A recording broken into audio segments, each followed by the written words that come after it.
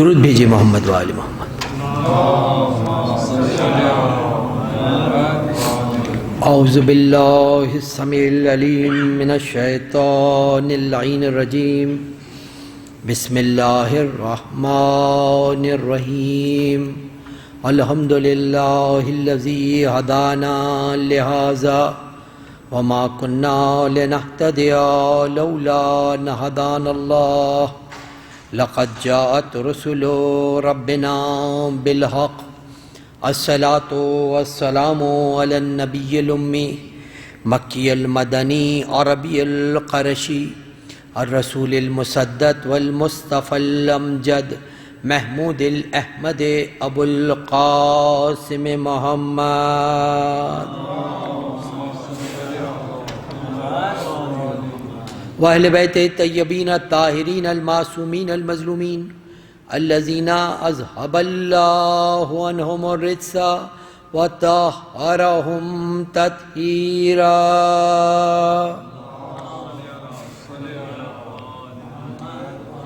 لا سیما بقیت اللہ فی الارضین الامام المنتظر والحجت ثانی عشر آیت اللہ العظمی والحجت الکبریٰ روحی وارواح العالمین لتراب مقدمہ الفداء، ولعن اللہ علی اعدائہم وعلی غاصب حقوقہم وعلی منکر فضائلہم من الآن الی قیام یوم الدین۔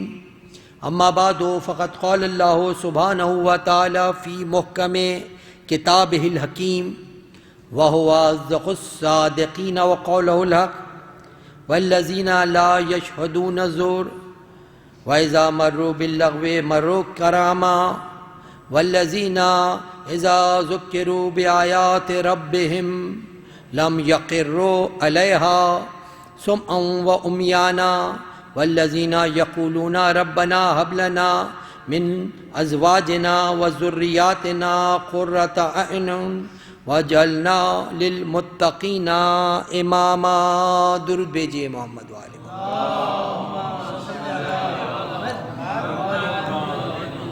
مومنین، سب سے پہلے میں اپنی جانب سے آپ تمام مومنین کی جانب سے اور مومنات کی جانب سے اور جشن کے منتظمین کی جانب سے اپنے زمانے کے امام کی خدمت میں شہزادہ علی اکبر علیہ السلام کی جشن ولادت کی درود بھیج محمد والے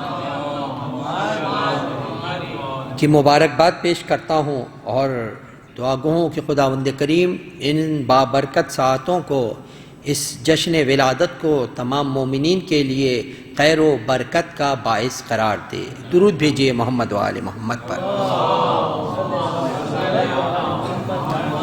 مومنین، جن آیات وافی ہدایہ کی تلاوت کا میں نے شرف حاصل کیا، یہ سورہ فرقان کی آیات ہیں۔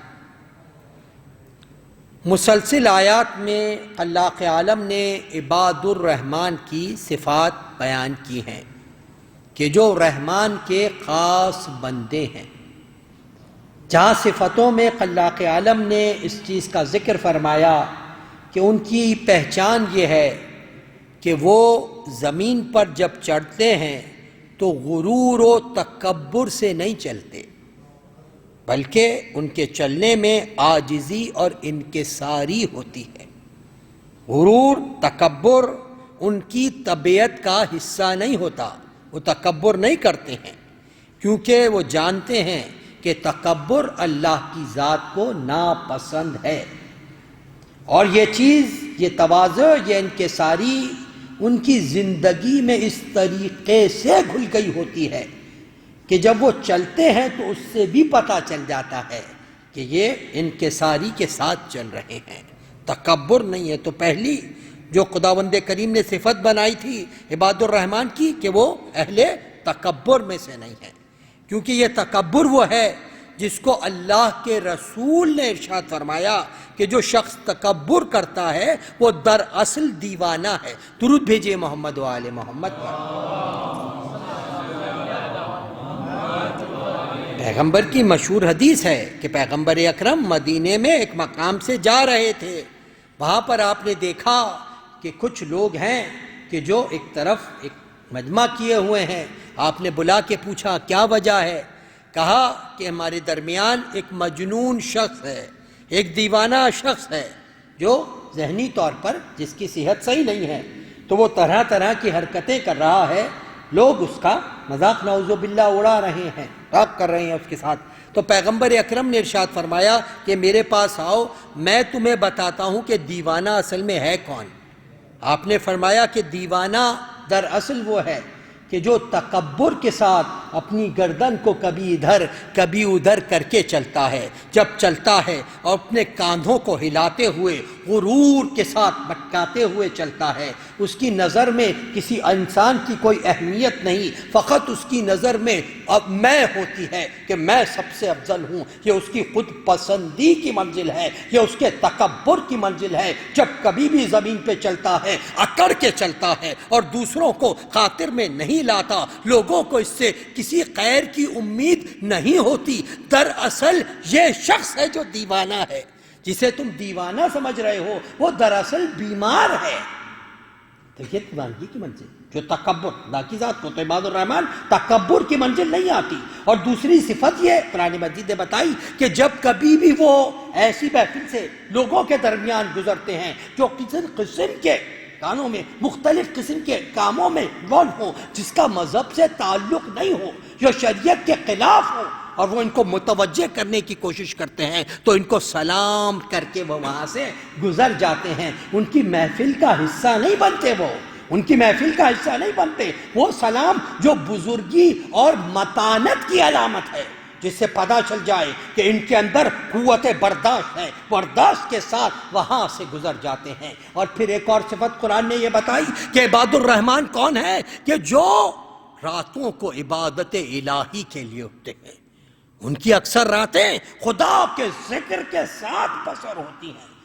یہ ان کی راتوں کی شان ہے، راتوں کو جان کے خدا کا ذکر کرتے ہیں، اور اس خدا کے ذکر کے باوجود، اپنی اس نمازوں کے باوجود، اپنے اعمال پہ کبھی متکبر نہیں ہوتے، ہمیشہ خوف الہی کی منزل پر رہتے ہیں اور کہتے رہتے ہیں خدا بندہ ہمیں اس جہنم کے آگ سے محفوظ رکھنا کہ جو بہت ایسی بھڑکنے والی ہے کہ خدا نخواستہ کوئی اگر وہاں چلے جائے تو وہاں سے نکلنا بہت مشکل کام ہے۔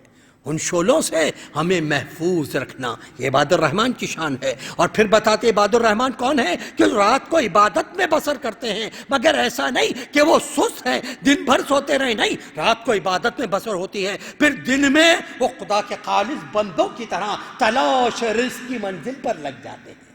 اور کون ہے، خرچ کرنے میں نہ تو وہ فضول خرچی سے کام لیتے ہیں، نہ بخالت سے کام لیتے ہیں، بلکہ میانہ روی کی شکل کو اپناتے ہیں۔ اور اس کے بعد اس آیات وافی ہدایہ میں ارشاد فرمایا والذین لا یشہدون الزور۔ یہاں پر زور کے دو معنی بیان کی گئے۔ ایک تو زور کے معنی یہ ہے کہ وہ جھوٹی گواہی نہیں دیتے۔ کون ہے وہ لوگ جو جھوٹی گواہی نہیں دیتے؟ کبھی یہ جھوٹی گواہی یہ خود شرع کے اندر بہت ایک چیپٹر ہے، سبجیکٹ ہے کہ جو لوگ جھوٹی گواہیاں دیتے ہیں۔ یہاں پر تو نہیں، ہمارے پاس ملکوں میں اس بات کا کلچر موجود ہے، پیسہ دیا گواہی دے دی، تو قرآن مجید نے سختی سے منع کیا ہے، خبردار یشہدون الزور، وہ جھوٹی گواہیاں نہیں دیتے۔ یہاں پر ایک مراد جھوٹی گواہی دینا ہے، جس چیز کو انسان نے نہیں دیکھا ہو، جس چیز کو انسان نہیں جانتا ہو، کسی بھی مقصد کے لیے اس کی جا کر گواہی دے۔ یشہدون الزور، زور کا اصل میں جو لفظ ہے وہ نکلا ہے تغیر کے ساتھ، تبدیلی کے ساتھ، عاضی کے ساتھ۔ تو یہاں پر جو بھی چیز تبدیلی اصل بات میں لے آئے وہاں پر زور کہا جاتا ہے۔ ایک تو مراد جھوٹی گواہی ہے، دوسری چیز یہ کہ زور سے مراد جو علماء مفصل خصوصیت سے ہمارے پاس علماء حق نے جس کی تفسیر کی ہے وہ یہ ہے کہ زور کے معنی یشہدون یعنی موجود ہونا، شاہد کے معنی موجود ہونا، زور کے معنی ایسی محفل کہ جہاں پر برائی کی جگہ ہو، تغیر کی جگہ ہو۔ تو یہاں پر علماء نے کہا کہ اس سے مراد یہ ہے کہ جہاں پر بھی غنا کی محفل ہو، جہاں پر بھی گانا بجانا ہو، جہاں پر بھی شراب ہو، لغو باتیں ہوں، غیبتیں ہوں، وہاں پر ان کی شان نہیں ہے کہ وہاں پر شریک کرے، وہ اس ویسی کسی محفل میں شرکت کرتے ہی نہیں ہے جہاں پر یہ برائیاں انجام پاتی رہے۔ یہاں پر لا یشہدون الزور، ایسی چیزوں میں وہ شرکت کرتے ہی نہیں ہیں۔ اور پھر اس کے بعد وَإِذَا مَرُّوا بِاللَّغْوِ مَرُّوا كِرَامًا، اور پھر جہاں پر ایسی باتیں ہوں، ایسی چیز ہوں، برائیاں ہوں اور وہ دیکھتے ہوں، انہوں نے وہاں پر نہیں عن المنکر بھی کر دیا، منع کرنے کی کوشش بھی کر دی، اپنی شرعی ذمہ داریاں پوری کرنے کے باوجود اگر وہ لوگ ان سے نہیں مانتے تو وہ ان سے الگ ہو جاتے ہیں، وہ ان سے الگ راہ کو اختیار کر دیتے ہیں، وہاں سے شرمندگی کے ساتھ نکل جاتے ہیں، یوں کہیے کہ اپنے دامن کو ایسی محفلوں سے بچا کر وہاں سے نکل جاتے ہیں۔ یہ ان کی شان ہے عباد الرحمن کی، ایسی محفلوں سے بچ کر نکل جاتے ہیں۔ یہاں پر علماء نے کہا یہاں سے مراد ایسی محفلیں بھی ہیں کہ جن کا کوئی مقصد نہ ہو، یعنی ایسی محفل ہو کہ ہو سکتا ہے آپ کی نظر میں وہاں پر کوئی برائی نہیں ہو لیکن اس کا کوئی مقصد نہیں ہو، لغو باتیں ہوں، بیکار کے مشاغل ہوں، تو عباد الرحمن کی شان نہیں ہے کہ ایسی جگہوں پر جائیں، وہ ایسی جگہوں سے بچ کر نکل جاتے ہیں۔ اور پھر تیسری منزل یہ، دوسری مقام کا کیا ہے؟ والذین اذا ذکروا بآیات ربہم، جب کبھی بھی آیات رب کو سنتے ہیں، قرآن مجید کی آیاتوں کو سنتے ہیں تو اس کے بعد ان کا منزل کیا ہے؟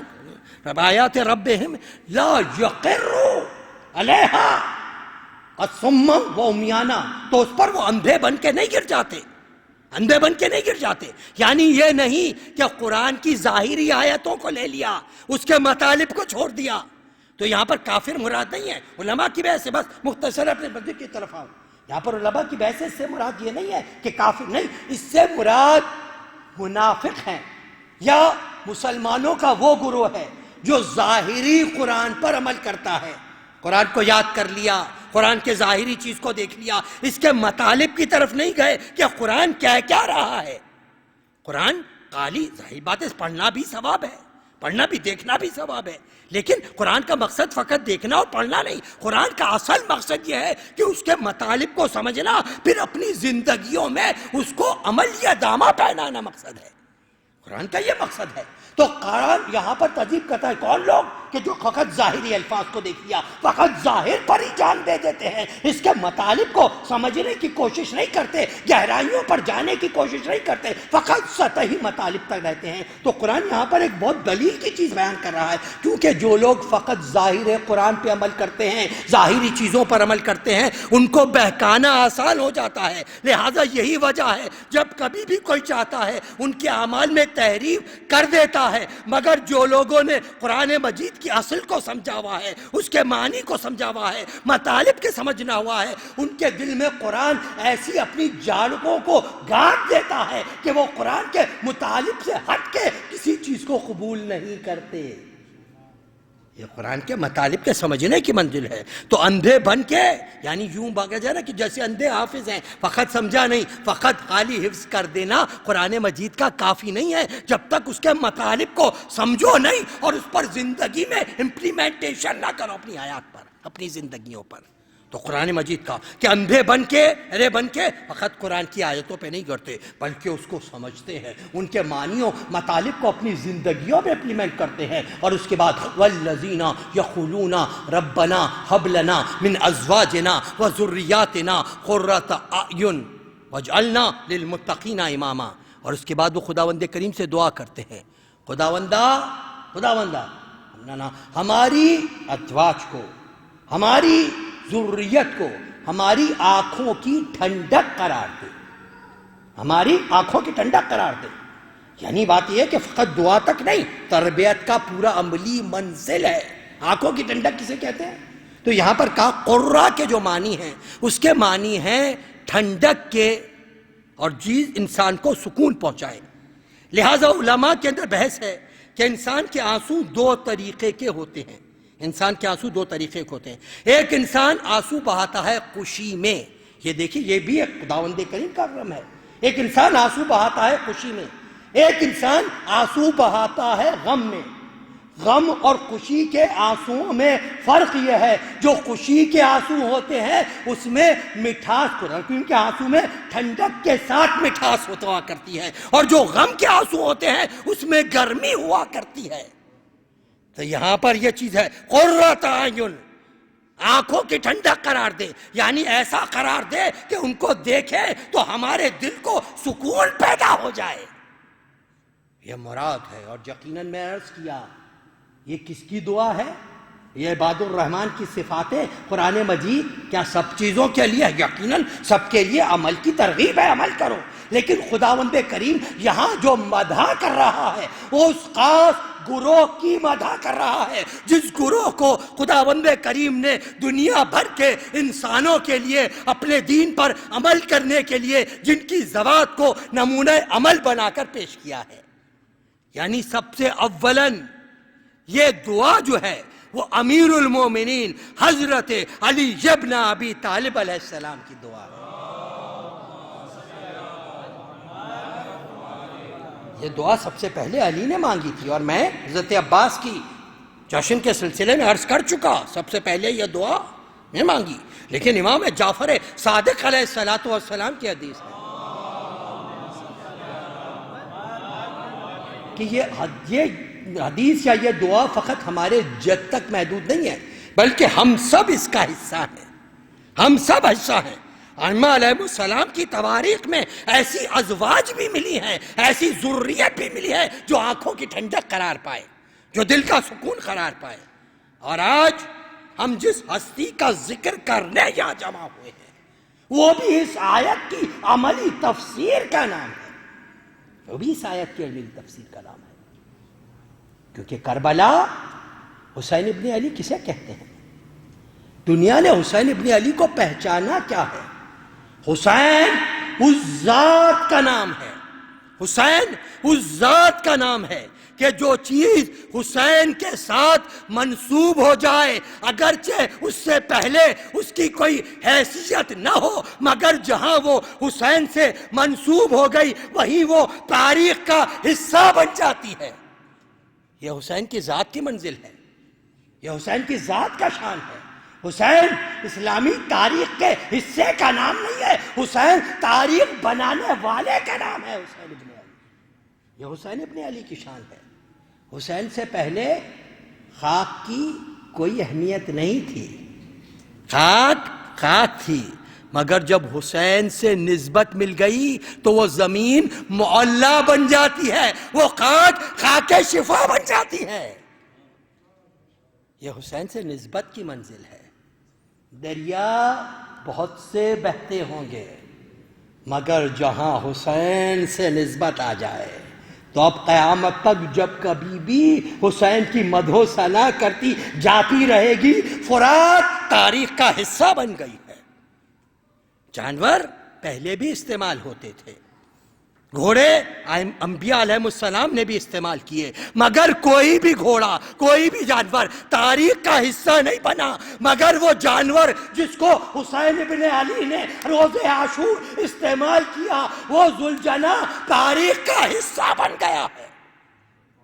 حسن خوبصورتی بہت سو کو عطا ہوئی، حسن و خوبصورت یوسف بھی خوبصورت تھے، عیسیٰ بھی خوبصورت تھے، موسیٰ بھی خوبصورت تھے، بہت سے خوبصورت گزرے ہیں، مگر حسین ابن علی نے علی اکبر کی خوبصورتی کے ذریعے سے خوبصورتی کو تاریخ کا عنوان بنا دیا ہے۔ یہ حسین ابن علی کی منزل ہے، اور کربلا اس عظیم رمزگاہ کا نام ہے کہ ائمہ علیہ السلام نے اس کی تیاری کی ہے، عام لوگوں سے بھی تیاری کروائی اور خود بھی تیاری کی ہے۔ یہ امام حسن علیہ السلام کے 8 سال، یہ امام حسین علیہ السلام کی امامت کے 11 سال، یہ بظاہر ایسا لگ رہا ہے کہ صلح کی منزل ہے، نہیں، یہ صلح کی منزل نہیں ہے، یہ کربلا کی تیاری ہے، یہ کربلا کی تیاری ہے۔ تو یہ تو کربلا کا ایک پارٹ ہے۔ کربلا کا دوسرا پارٹ جو 15 شعبان کو ولادت امام زمانہ علیہ السلام اور امام زمانہ کے ظہور کے ساتھ شروع ہونے والا ہے۔ درود بھیجئے محمد و آل محمد۔ وہاں پر پہلے پارٹ کی تیاری کروائی گئی تھی، یہاں پر ہمیں کیوں ظہور نہیں ہو رہا؟ اس لیے کہ ہمیں تیاری کا وقت دیا جا رہا ہے کہ وقت ہے تیاری کر لو، وقت ہے تیاری کر لو۔ تو یہ کربلا اس رمز کا نام ہے، تیاری کروائی تھی حسین ابن علی نے، اور کربلا ہر ایک نے کربلا کے لیے تیاری کی ہے۔ ہر ایک کی یہی خواہش تھی کہ کربلا میں میرا کوئی نمائندہ موجود ہو۔ رسول ہیں تو رسول کو پتا ہے کہ میرا نمائندہ حسین موجود ہے۔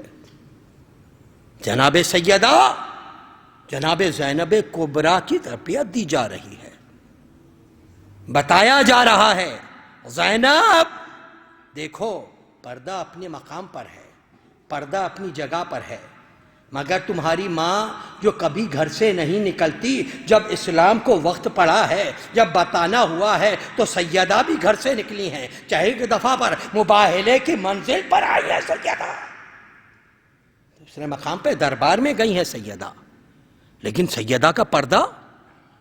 اور یہاں پر بزرگ عالم کا ایک مجھے حملہ یاد آیا کہ سیدہ کا پردہ، جو جناب سیدہ پردہ کرتی، دیکھیں ائمہ علیہ السلام وہ ہیں جو شریعت پہ 100% عمل کرتے ہیں، ہم سے 100% کے طالب نہیں ہیں، ہم سے فقط 30% کے طالب ہیں۔ خود امیر المومنین ایک رات میں 1000 رکعت نماز ادا کرتے ہیں، ہم سے طالب نہیں ہیں، ہم سے 17 رکعت یا زیادہ 51 رکعت ادا کر لو، ہم سے اتنے کے طالب ہیں۔ وہ پردہ جو جناب سیدہ فرمایا کرتی تھی ہماری بیویوں سے سے اس کی طالب نہیں ہے، 30% کی طالب ہے، ورنہ سیدہ کا پردہ۔ اور یہاں پر بزرگ عالم نے لکھا سیدہ کے پردے کو کوئی کیا سمجھ سکتا ہے، کس عصمت و طہارت کی منزل کا نام ہے فاطمہ زہرا۔ جب مباہلے میں بھی گئی ہیں فاطمہ زہرا، جب مباہلے بھی گئی ہیں تو فاطمہ کا اس قدر پردے کی منزل ہے، اس قدر اہمیت ہے سید عالمیان کی۔ جب گئی ہیں تو آگے آگے رسالت ہے، پیچھے امامت ہے، بیچ میں عصمت و طہارت کا مرکز سیدہ ہے۔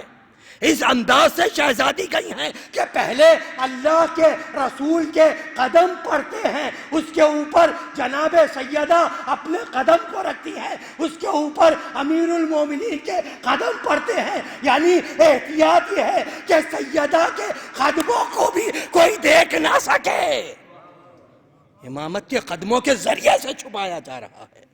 یہی سیدہ کی منزل ہے، مگر یہی سیدہ تعلیم دے رہی ہیں زینب کو کہ ہاں زینب ایک وقت ایسا آنے والا ہے جب اسلام پہ وقت پڑے، میں پردے کے ساتھ گئی ہوں، تجھے بغیر پردہ بھی اگر اسلام کو بچانا پڑے زینب جانا ہے۔ تو سیدہ نے زینب کی تیاری کی ہے، زینب کی نمائندہ، زینب جناب فاطمہ زہرا کی نمائندہ ہیں، علی کا نمائندہ 2 دن پہلے آپ نے سنا ہے، جس کے لیے امیر المومنین نے اہتمام کیا، جو تاریخ کا حصہ بن گیا، عقیل سے کہا گیا۔ اس کے بعد وقت ہوا، عباس علی کے نمائندے ہیں، عباس علی کے نمائندے ہیں، تو اب حسین کو چاہیے ایک نمائندہ۔ سید سجاد تو یاد رکھیے، سید سجاد تو اسی عصمت و طہارت کا حصہ ہے جس کا حسین ابن علی ہے، وہ لوگ تو اولاد رسول میں سے ہیں۔ یہی چیز تھی نا، کسی نے محمد حنفیہ سے پوچھا تھا، تاریخ کا حصہ ہے کہ امیر المومنین نے جنگ میں جب ہوتی تھی محمد حنفیہ کو بھیجتے تھے، تو کسی نے پوچھا تھا محمد حنفیہ تمہارے باپ جب کبھی بھی ہوتا ہے جنگ میں تمہیں بھیج دیتے ہیں، حسن اور حسین کو نہیں بھیجتے؟ تو انہوں نے کہا خبردار، یہ کیا کہہ رہا ہے، حسن اور حسین رسول کے فرزند ہیں، بابا کا بیٹا تو میں ہی ہوں۔ تو جس طریقے سے میرے بابا نے اللہ کے رسول کی نصرت و حفاظت کی، میرا فرض ہے کہ فرزند رسول کی حفاظت کروں۔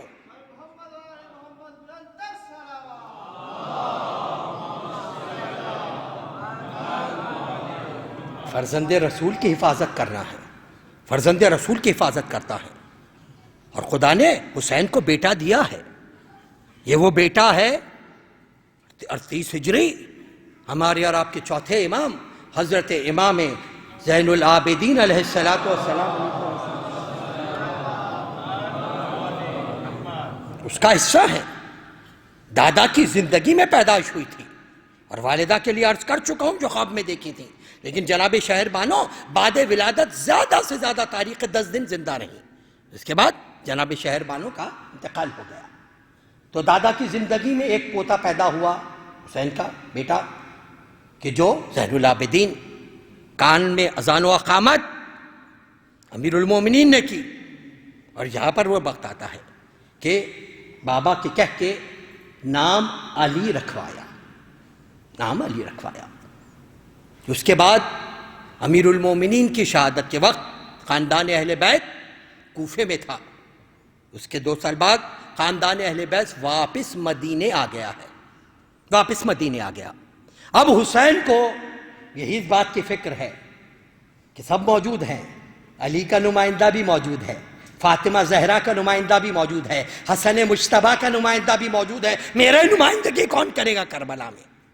تو اس مقصد کے لیے حسین ابن علی نے خواہش کی کہ کیا جائے جس سے حسین کا نمائندہ پیدا ہو، حسین کا نمائندہ۔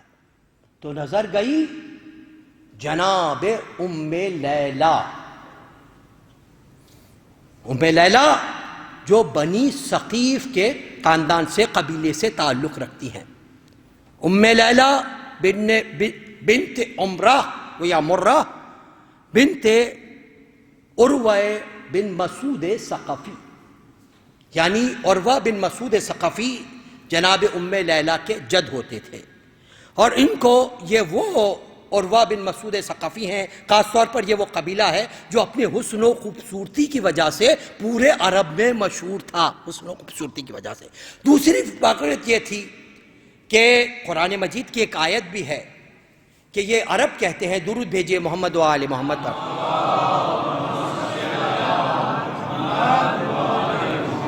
لولا نزل هذا القرآن علی الرجل من قرتین العظیم، قرآن مجید سورہ زخرف کی آیت ہے کہ وہ کہتے تھے جب رسول اللہ آئے تو انہوں نے کہا کہ اگر یہ قرآن نازل بھی کرنا تھا تو قرآن ان 2 بڑے اشخاص پہ کیوں نہیں نازل ہوا جو اپنی دولت، اپنے حکمت کے لحاظ سے عرب میں مشہور تھے۔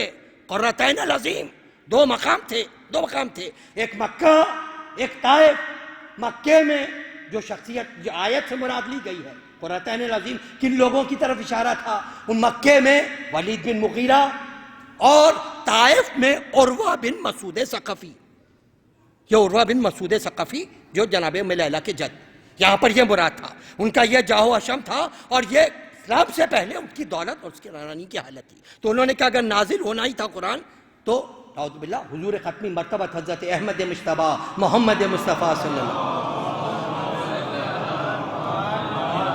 حضور پہ کیوں نازل ہوا، وہاں پر کیوں نازل نہیں ہوا؟ اور یہی عروہ بن مسعود ثقفی ہیں کہ اسلام نے بھی، پیغمبر اکرم نے فرمایا وہ 4 اشخاص جو اس زمانے میں جاہ و حشم کے لحاظ سے بہت بلند تھے، جب اسلام نے بھی جن کو تسلیم کیا، ان میں سے 2 افراد، ایک عدی بن حاتم، دوسرے یہی عروہ بن مسعود ثقفی۔ یہ وہی شخصیت تھے کہ جو صلح حدیبیہ میں جب کفار کی طرف سے اسلام بہت دیر میں لائے، صلح حدیبیہ میں جب کفار نے اپنے نمائندوں کو بھیجا تھا پیغمبر اکرم کے پاس، تو ان میں سے جو ایک نمائندہ آیا وہ یہی عروہ بن مسعود ثقفی تھے۔ یہ 9 ہجری میں ایمان لائے ہیں۔ 9 ہجری میں پیغمبر اکرم نے ان کو دعوت دی، پیغمبر اکرم سے سنا دعوت دی، یہ رسول اللہ کے ہاتھ پر ایمان لائے جب پیغمبر طائف میں تھے، اور اس کے بعد انہوں نے کہا کہ یا رسول اللہ اب میں اپنی قوم میں جا کر اسلام کی تبلیغ کرتا ہوں۔ تو وہ واپس اپنی قوم کی طرف آئے، اور آ کر انہوں نے اسلام کی تبلیغ کی، اسلام کا پیغام پہنچایا، تو قوم ان کی دشمن ہو گئی، یہاں تک کہ روایتوں میں ہے کہ وہ اذان دے رہے تھے، نماز کے لیے اذان دے رہے تھے، تو ان کو تیر مار کے شہید کر دیا گیا۔ جب رسول اللہ کو عروہ بن مسعود ثقفی کی شہادت کی خبر ملی تو پیغمبر اکرم نے فرمایا کہ عروہ بن مسعود ثقفی کی مثال مومن آل یاسین کی طرح ہے، حبیب نجار کہ جنہوں نے اپنی قوم کو حضرت عیسیٰ کی نبوت کی طرف بلایا تھا، مگر قوم مخالف ہو گئی، اور اس کے بعد ان کو پتھر مار کے ان کو شہید کر دیا گیا۔ حبیب نجار تو میری قوم کا حبیب نجار مومن آل فرعون جو ہے وہ عروہ بن مسعود ثقفی ہے۔ یہی عروہ بن مسعود ثقفی جد ہیں جناب ام لیلہ کے، جناب ام لیلہ کے جد ہیں۔ تو یہی جناب ام لیلہ کے نہیں، تو ام لیلہ سے امام حسین کا عقد ہوا، اور امام نے جب نام رکھنے کی باری آئی تو نام علی رکھا۔ روایت میں ہے کسی نے آگے بڑھ کے پوچھا، یا مولا آپ نے ایک علی کا نام تو رکھ دیا ہے، اب اور بھی بہت سے نام ہیں، کوئی اور نام رکھ دیجئے۔ فرمایا میرے اگر 100 بیٹے بھی ہو جائے نا تو سب کا نام علی رکھوں گا، اور 100 بیٹیاں بھی ہو جائیں تو سب کا نام فاطمہ رکھوں گا۔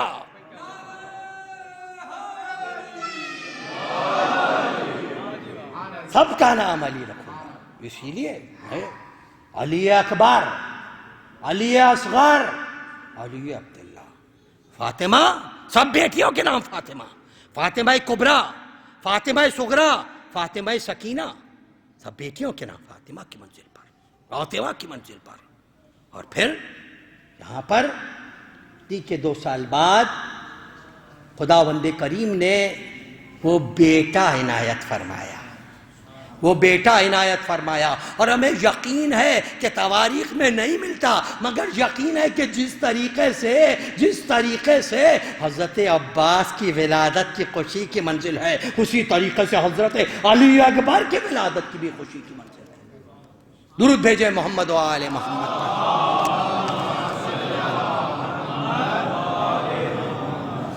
سبط پیغمبر کو حاصل یہ سعادت ہو گئی، سبط پیغمبر کو حاصل یہ سعادت ہو گئی، گھر میں ہم شکل پیغمبر کی ولادت ہو گئی۔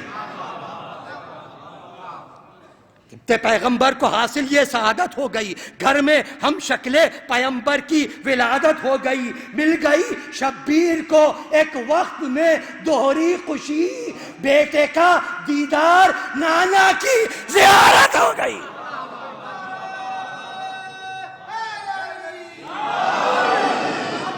ہم شکل پیغمبر ہیں۔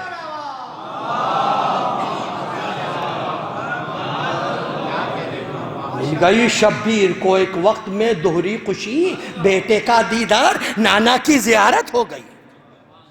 علی اکبر، علی اکبر کس ذات کا نام ہے؟ علی اکبر کسے کہتے ہیں؟ علی اکبر، علی اکبر بچپن کا زمانہ ہے، مدینے میں واپس آ چکے ہیں، شروع میں نام علی اکبر نہیں رکھا گیا۔ تاریخ بتاتی ہے جناب زینب کا گھر اور امام حسین کا گھر ملا ہوا تھا، دیوار ایک تھی۔ جب علی اکبر کی ولادت ہوئی، جناب زینب کی شادی ہو چکی تھی، عرصہ ہوا تھا، مگر اولاد نہیں تھی۔ جب علی اکبر کی ولادت ہوئی، چاہنے والی بہن آئی اور آ کر کہا، آپ کو پتا ہے نا زینب کسے کہتے ہیں؟ زینب نے آ کر کہا، بھیا اس بچے کو مجھے دے دو، اس بچے کو مجھے دے دو۔ امام جو کہیں زینب اگر میری جان مانگ لے تو حاضر ہے زینب۔ زینب کو، بچے کو، علی اکبر کو زینب کو دے دیا۔ اسی لیے تواریخ میں ہے کہ شروع میں علی اکبر زینبیہ کے نام سے پہچانے جاتے تھے، وہ علی جو زینب کا علی ہے۔ تربیت ویسے تو سب کو جناب زینب نہیں جانتی ہے، مگر خاص طور پر شہزادہ علی اکبر۔ اور علی اکبر کے جمال کا کیا کہنا، علی اکبر کے جمال کی منزلوں کا کیا کہنا، حال کی منزلوں کا کیا کہنا۔ ایک تو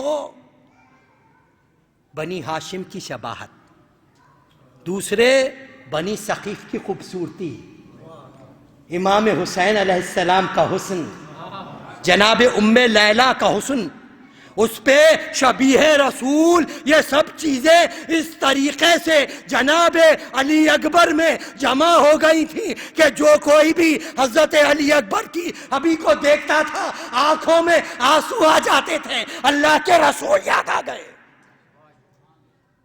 تو جب عام لوگوں کا یہ حالت تھا تو ذرا سوچئے تو صحیح، اس باپ کے کیا نظر ہوگی، اس ماں کا کیا عالم ہوگا۔ لہذا روایتوں میں ہے، علی اکبر کسے کہتے ہیں، روایتوں میں ہے کہ جناب ام لیلہ بیان کرتی ہیں کہ میں جب علی اکبر کو سلا دیتی تھی، میں نے دیکھا کوئی سایہ آتا ہے اور وہ سایہ آ کر علی اکبر پہ جھک جاتا ہے، علی اکبر پہ جھک جاتا ہے۔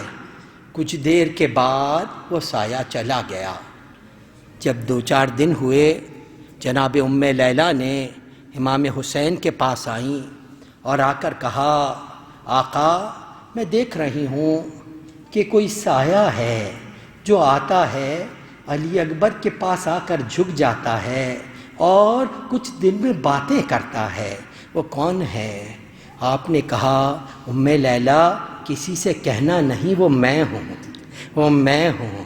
میرا دل بے چین ہو جاتا ہے، علی اکبر کو کچھ دیر نہ دیکھوں دل بے چین ہو جاتا ہے۔ باپ تڑپ کر آتا ہے، آ کر دیکھتا ہے کہیں ایسا تو نہیں میرا بچہ پانی مانگ رہا ہو اور پانی نہ دے سکوں، پانی طلب کر رہا ہو۔ یہ صباحت کی منزل ہے، نبات کی منزل ہے۔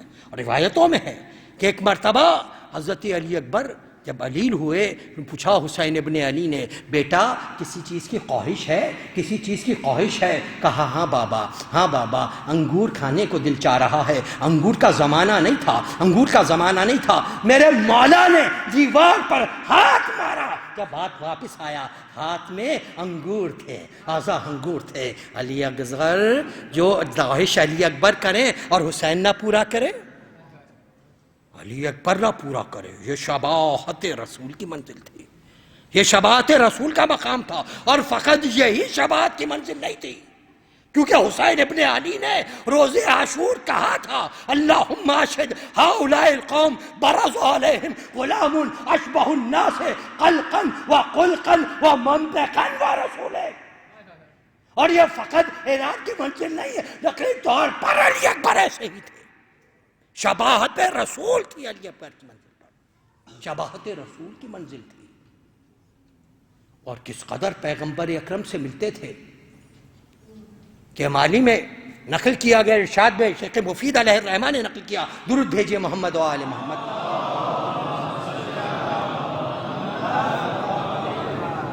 کہ ایک مرتبہ ایک عیسائی مسجد رسول میں آیا، مسجد رسول میں آیا۔ اب مسلمان آگے بڑے پہچانتے تھے کہ تمہاری مجال کیسے ہوئی مسجد میں آؤ؟ تم لوگوں کا آنا الاؤ نہیں ہے، کیسے آئے؟ اس نے کہا میں مسلمان ہو چکا ہوں، میں مسلمان ہو چکا ہوں۔ کہا کیسے؟ کہا میں نے خواب میں اللہ کے رسول کو دیکھا تھا، اللہ کے رسول کو دیکھا تھا، اس کے ساتھ حضرت عیسیٰ بھی تھے۔ حضرت عیسیٰ نے مجھے مخاطب ہو کر کہا کہ میرے بعد یہ رسول ہیں، یہ رسول ہیں، ان کا کلمہ پڑھ، یہ رسول ہیں اب۔ تو میں نے ان کا کلمہ پڑھا، مگر میں اپنے کلمے کی تجدید کرنا چاہتا ہوں، تجدید کرنا چاہتا ہوں، مگر تجدید اس کے ہاتھ پہ کروں گا جو خاندان رسالت سے تعلق رکھتا ہو، رسول کے خاندان سے ہو، جس کو بلا اس کے ہاتھ پہ تجدید کروں گا۔ تو مولا کے پاس لے کے گئے، حسین ابن علی کے پاس لے کے گئے۔ تو تاریخ بیان کرتی ہے مولا کے پاس جب لے کر گئے تو ایک لڑکپن کا زمانہ ہے، ایک شہزادہ ہے، اس کے چہرے پر نقاب پڑی ہوئی ہے، حسین ابن علی کے برابر بیٹھا ہوا ہے، حسین کے برابر بیٹھا ہوا ہے۔ ان کے بعد آگے بڑھا، آگے بڑھ کر رسول ابن علی کے سامنے کہا میں رسول کا لباسا ہوں، اپنے واقعات بیان کیے، وہ ایمان لے آیا۔ تو امام حسین نے پوچھا، اے شخص یہ بتا کہ تو نے خواب میں میرے نانا کو دیکھا ہے نا؟ کہا ہاں مولا میں نے خواب میں آپ کے نانا کو دیکھا ہے۔ کہا اگر میں ان کی تصویر دکھا دوں تو پہچان لے گا؟ تو پہچان لے گا کہ شبیہ رسول ہے؟ کہا ہاں میرے ذہن میں نقشہ بالکل تازہ ہے، بالکل تازہ ہے، یہ ہو ہی نہیں سکتا میں دوبارہ دیکھوں اور نہ پہچان سکوں۔ یہ کہہ کے میرے مولا نے علی اکبر کے چہرے سے نقاب کو اٹھایا، نقاب کا اٹھنا تھا، نقاب کا اٹھنا تھا، آنکھوں میں آنسو جاری ہو گئے۔ کہا یہی تو ہستی تھی جس کو خواب میں دیکھا تھا۔ یہ شبیہ رسول کی منزل ہے۔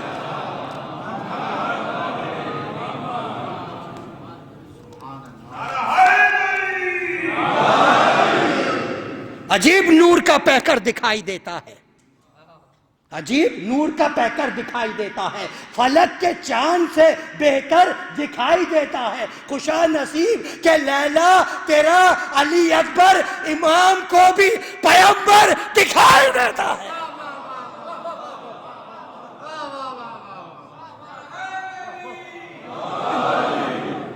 عجیب نور کا پیکر دکھائی دیتا ہے، فلک کے چاند سے بہتر دکھائی دیتا ہے، خوشا نصیب کہ لیلا تیرا علی اکبر امام کو بھی پیغمبر دکھائی دیتا ہے۔ یہ علی اکبر کی منزل ہے، یہ علی اکبر وہ شباہت کا عالم اور راوت کا عالم، علم اخلاق میں رسول کی منزل۔ اگر اخلاق رسول یہ ہو کہ کوئی بھوکا ایسا نہ جائے جو سوال ہو، بلکہ پیغمبر عطا کرتے تھے، مشہور ہے اہل صفا کہ جو بعد میں مسلمان ہوئے تھے، غریبوں کے مسجد نبوی میں جگہ بنائی تھی، وہاں پر آ کے وہ رہتے تھے، آنا کھاتے تھے۔ ایک مرتبہ ایک دفعہ حاضر ہوئے کہ یا رسول اللہ آنے کے لیے نہیں ہے، پیغمبر اکرم نے شیر کا پیشوا پیش کیا، ایک میں شیر تھا، آپ نے کہا یہ شیر موجود ہے، اس کو استعمال کرو، کہا یہ تو ایک آدمی کے لیے کافی ہوگا، آپ نے فرمایا استعمال کر کے تو دیکھو، پورے اصحاب صفا نے اس شیر میں سے پیا، پھر بھی پیالہ ویسا ہی رہا۔ یہ رسول ہے، اور یہ حضرت علی اصغر اکبر کا اخلاق کی منزل ہے کہ ایک مرتبہ ماں اور باپ سے کہتے ہیں، بابا کیا ایسا ہو سکتا ہے کہ ہم ایسا انتظام کریں کہ ہماری چمنی سے ایسا دھواں نکلے کہ اگر کوئی باہر مسافر آنے والا ہو، کوئی بھوکا ہو، تو وہ اس دھوئیں کو دیکھ کر یہ سمجھے کہ ہاں اس گھر میں کھانا مل سکتا ہے، وہ ہمارے در پہ آئے اور ہمارے در پہ آ کر کھانا کھائے۔ یہ انتظام شہزادہ علی اکبر نے کیا، یہ اخلاق رسول کی منزل ہے، یہ اخلاق رسول کا مقام ہے، اخلاق رسول ہے۔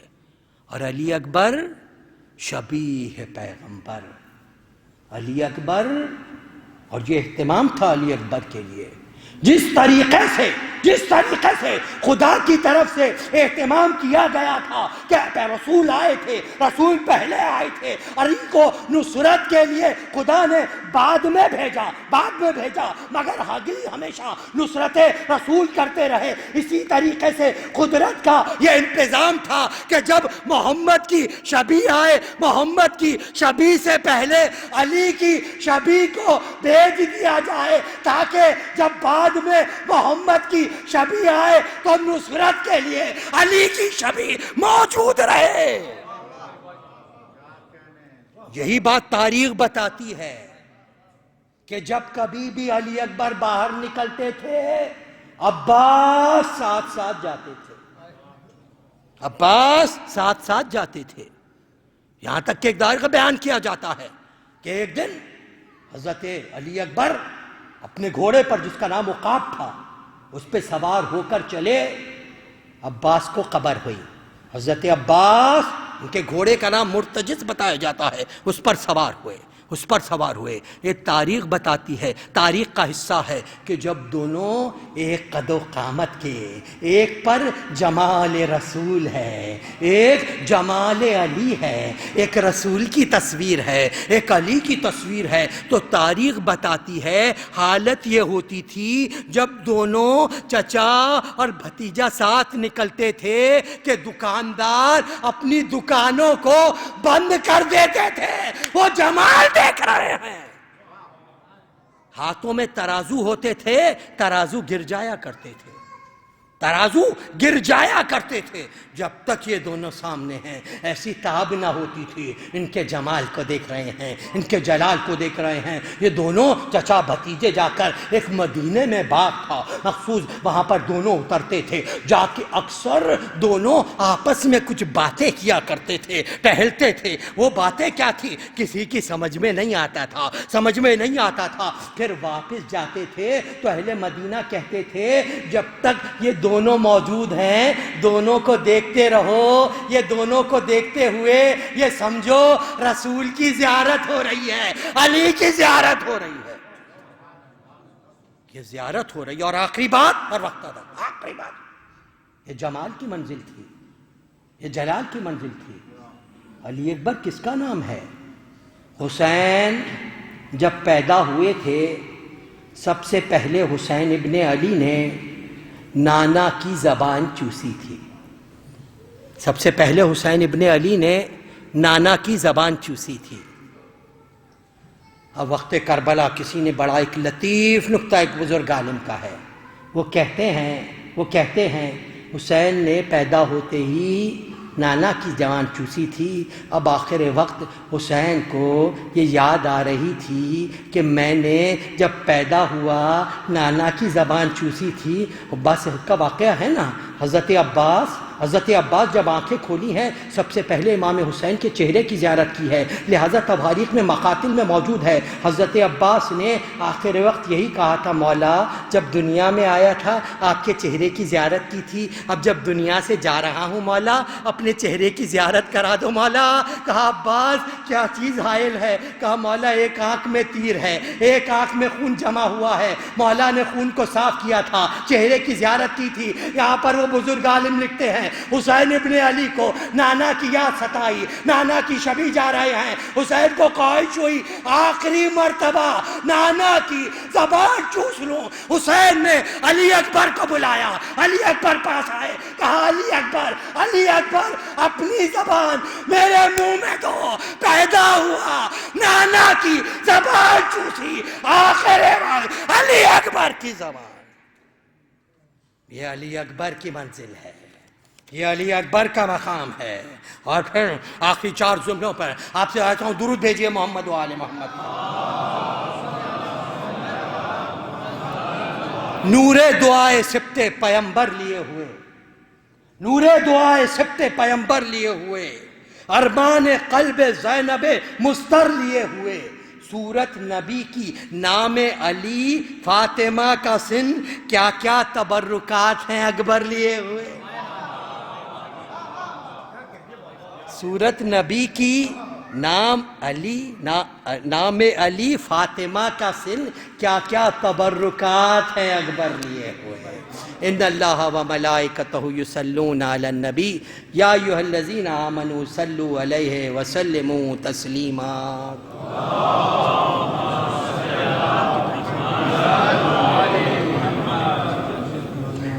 محمد و آل محمد بلند الصلوات. خداوندہ یہ تمام مومنین حاجت مند ہے، زہرائے مرضیہ کا واسطہ، جشن بابرکت کا واسطہ خداوندہ تمام کی حاجات شرعیہ کو پورا فرما.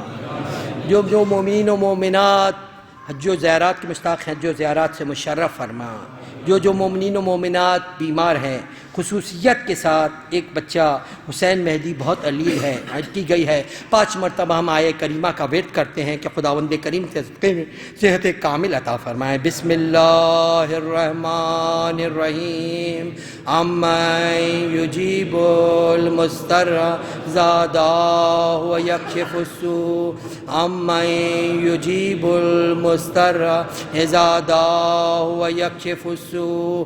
امن یجیب المضطر اذا دعاه ویکشف السوء. امن یجیب المضطر اذا دعاه ویکشف السوء. امن یجیب المضطر اذا دعاه ویکشف السوء. خداوندہ اس آیات کا واسطہ، خداوندہ اس جشن کا واسطہ، تمام جو مومنین و مومنات بیمار ہیں خصوصیت سے حسین مہدی کو صحت کامل عطا فرما.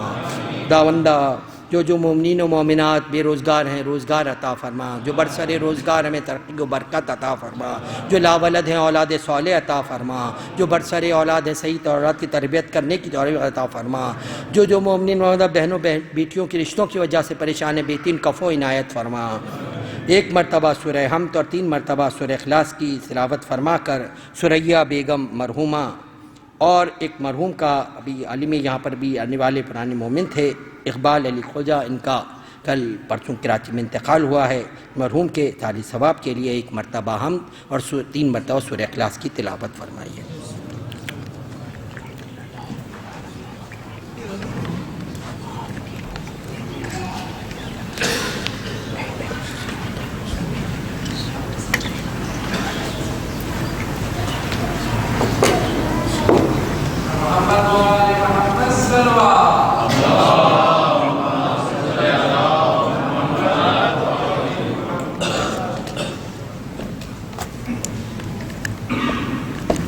نعرہ تکبیر